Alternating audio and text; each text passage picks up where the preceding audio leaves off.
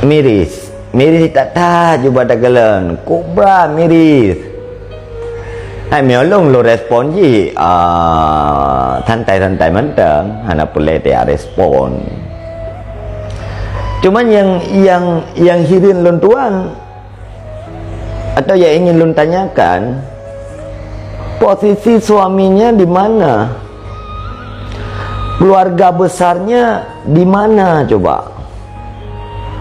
kok bisa udip anak aturan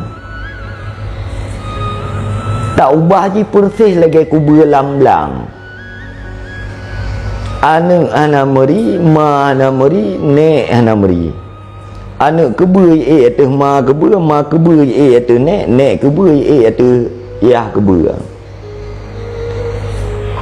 udip katanya na aturan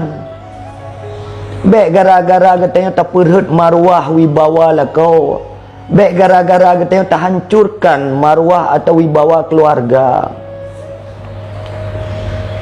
berbicara kebaikan putra kebaikan temannya kali tak pubuk lagi katanya walaupun hendak pelatihan sepil berbicara kaya enak kekayaan katanya Fir'aun lebih kaya ketimbang katanya oh berbicara rumah besar Raja Brunei juga lebih besar rumahnya berbicara pakaian ini juga lebih mahal pakaian ini putra kita banggakan sehingga mulutnya tengah mudah dan gampang itu yang berbicara hana adab, hana akhlak, hana aturan tajak umrah berkali-kali tajak wajib akai membeok dan berubah robah ke dia pola udipnya hai robah ke dia sikapnya tanya kat Tuhan umu kata tengah habat umu galip kalewat berapa bangai long tanya orang nak pendidikan keluarga katanya orang gak good lah kau tu orangnya dihormat legop